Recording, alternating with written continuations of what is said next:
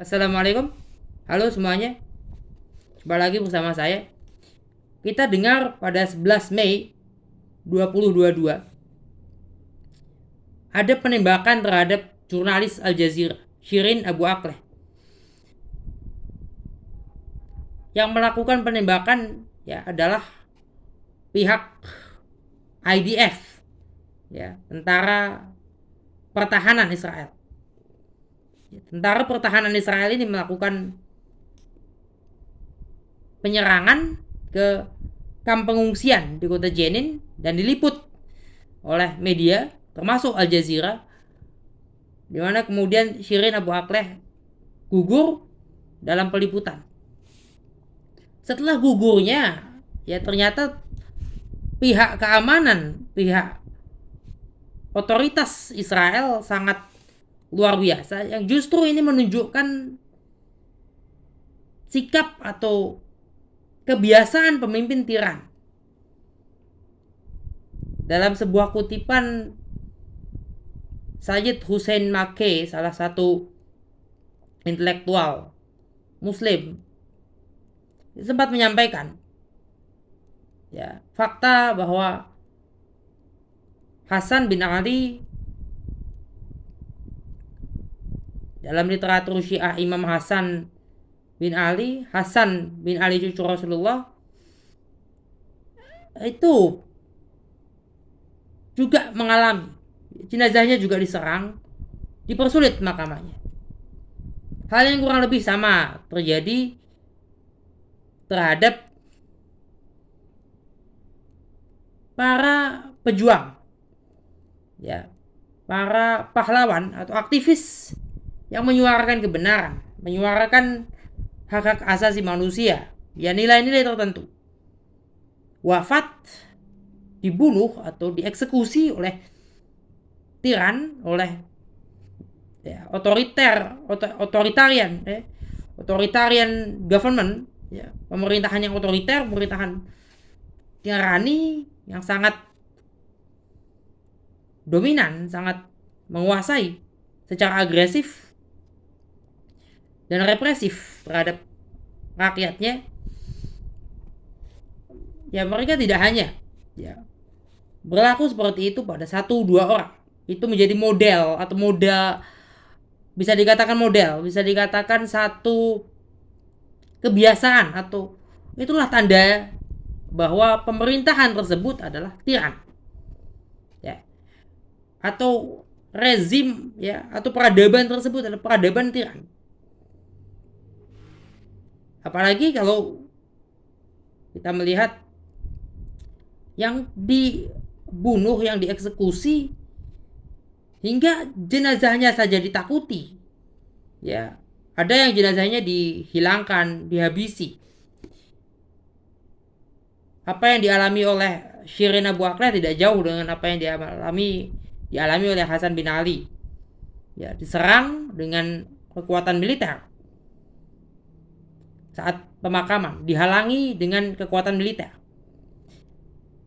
Hal yang lebih parah terjadi pada Nat Turner, pemimpin pemberontakan 1831, pemberontakan para budak di masa kolonial,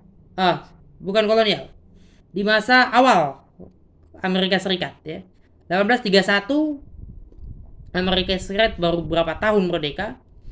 Setelah 1776 ke 1831 itu berapa lama? Tidak sampai 1 abad. Menjelang masa-masa menjelang, atau masa sebelum yang disebut antebellum, sebelum perang saudara, before civil war. Perang saudara itu 1861. Rentang waktu antara 1776 ke 1861 itu penuh juga dengan pemberontakan atau perlawanan dari para budak yang diperbudak di negara bagian tertentu di selatan Amerika Serikat. Nat Turner, salah satu pemimpin pemberontakan, setelah dieksekusi dengan digantung, jenazahnya dihabisi, dagingnya dipreteli, dipotong-potong dan diperas sampai habis. kemudian dijadikan atau disiramkan perasan dagingnya itu ke rel kereta api. Bisa dibayangkan, takut sekali terhadap jenazah. Jamal Khashoggi, ya, pemimpin oposisi Arab Saudi, juga mengalami hal yang sama. Di manakah jenazah Jamal Khashoggi hari ini? Dan mungkin tidak tahu. Ya. Wiji Tukul hilang. Sampai sekarang kita tidak tahu di manakah Wiji Tukul. Orang-orang yang memiliki keberanian berbicara, mengkritik seorang tiran atau sebuah bangsa yang tiran, sebuah rezim yang tiran, kelompok yang tiran, yang otoriter, yang begitu totaliter, menguasai, mendominasi satu kelompok, satu bangsa, satu negara, yang mendominasi hingga menindas rakyat, ya, tepatnya para penindas, biasanya begitu takut terhadap lawan-lawannya, terhadap suara-suara kebenaran.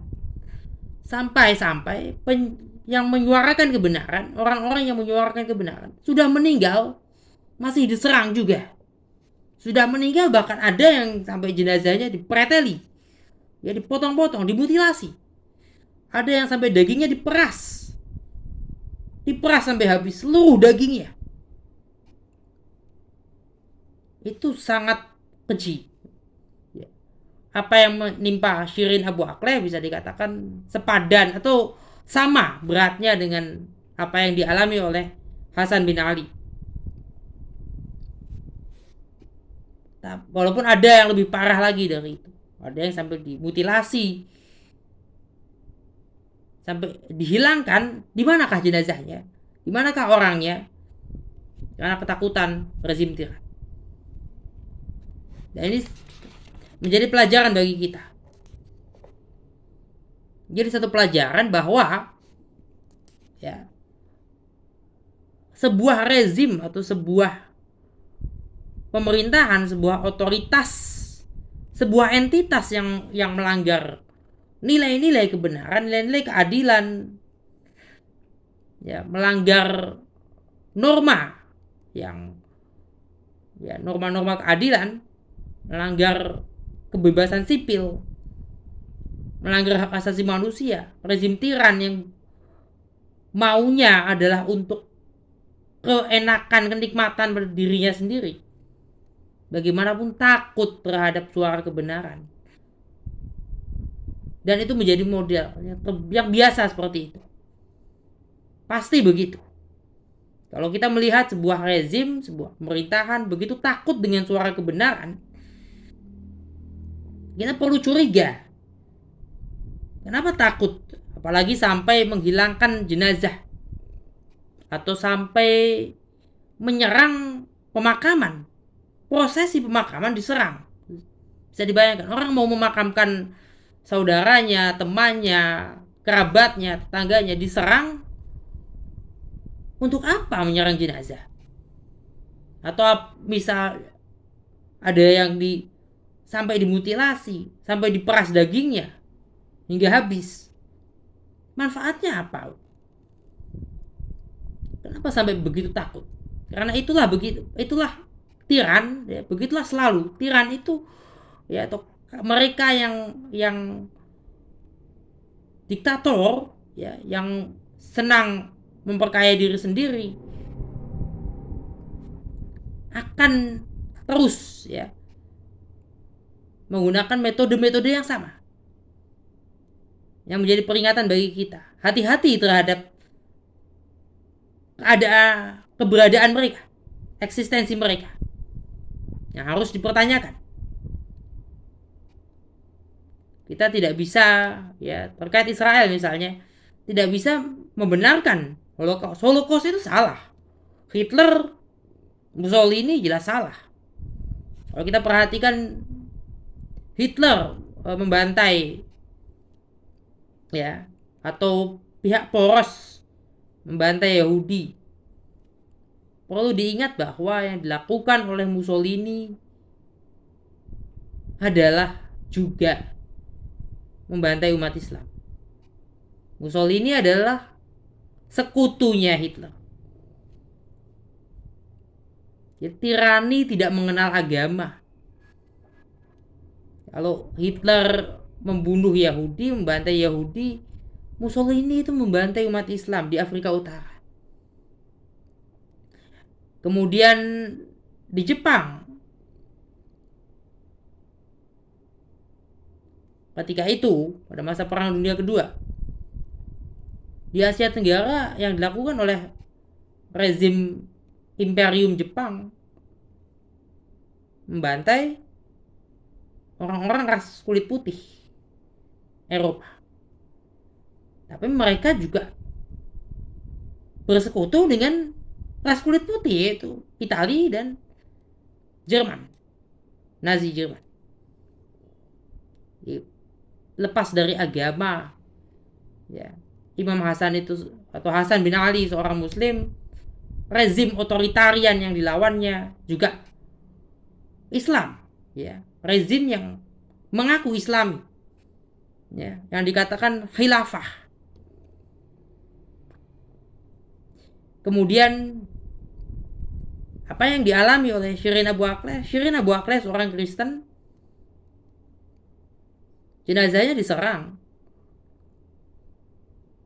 oleh otoritas Israel.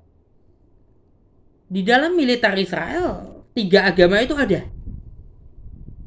Jadi tidak ada kaitan pasti terkait agama tentang otoritarianisme ini.